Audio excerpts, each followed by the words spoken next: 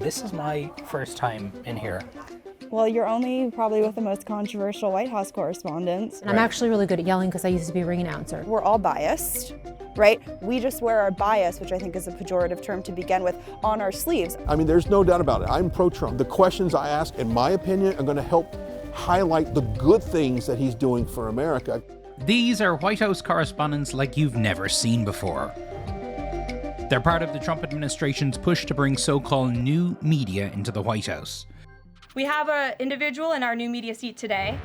Cara Castronova is White House correspondent for Lindell TV. Go to mypillow.com. Yes, that Lindell. Boys will be boys, and The new media outlets have full access to the White House briefing room, where they ask questions like this. Will you guys also consider releasing the president's fitness plan? He actually looks healthier than ever before. Is he working out with Bobby Kennedy? And is he eating less McDonald's? I can confirm the president is in very good shape. Why don't you wear a suit?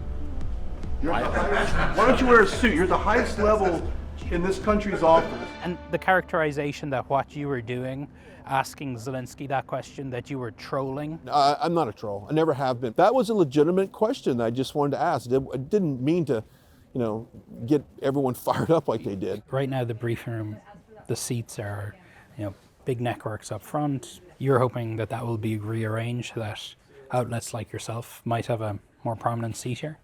Definitely. If it were up to me, I'd kick a lot of these outlets out. I view my role here more as sort of reporting on not so much the White House, but really the media. Natalie Winters is White House correspondent for Steve Bannon's show War Room. Our bias is not to be sycophants for President Trump. Our bias is for our audience, which is the working class of America, the people who want to put this country first. If Trump messes up, will you guys call it out? Yeah, and we have. I think time and time again, particularly on the vertical and issue of immigration, we are not for stapling green cards to diplomas. We met the new media correspondents on the day Trump announced tariffs that could upend the world economic order.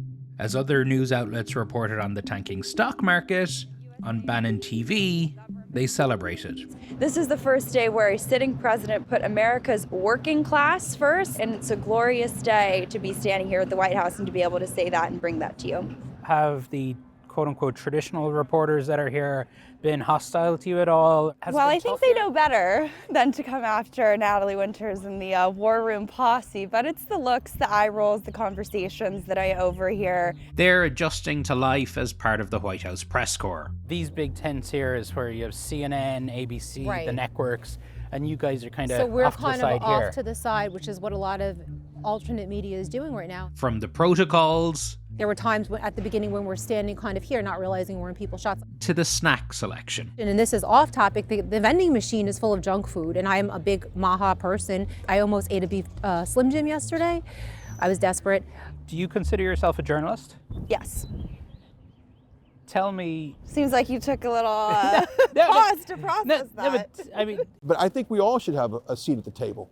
I really do. And if you look, the very first week she did the new media, it was Axios. And Axios, by no stretch of imagination, is a conservative new media. But while not all new media here are MAGA media, a lot of them are more cheerleading President Trump than challenging him. You are a Trump fan, right? Yes, I'm definitely a supporter of President Trump. So will you be able to hold them to account then? and I call would. them out? I will be able to hold 100% him to account.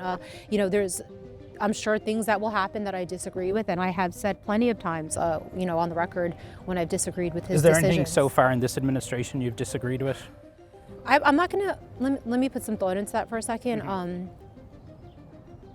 I'm just overwhelmed with how well I perceive things to be going. But to the people, and I'm sure you see this online every single day, who say you don't deserve to be here because you're not a real journalist, what's your response to them?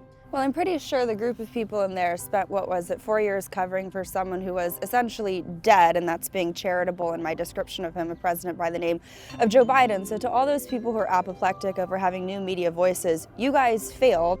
And that's why we're here. The chair of the White House Correspondents Association, a group that has represented White House reporters for more than a century, recently wrote, "For the public to get information it needs to understand and make decisions about the most powerful office in the world, it needs news produced by experienced professional journalists who ask tough questions and produce fair coverage."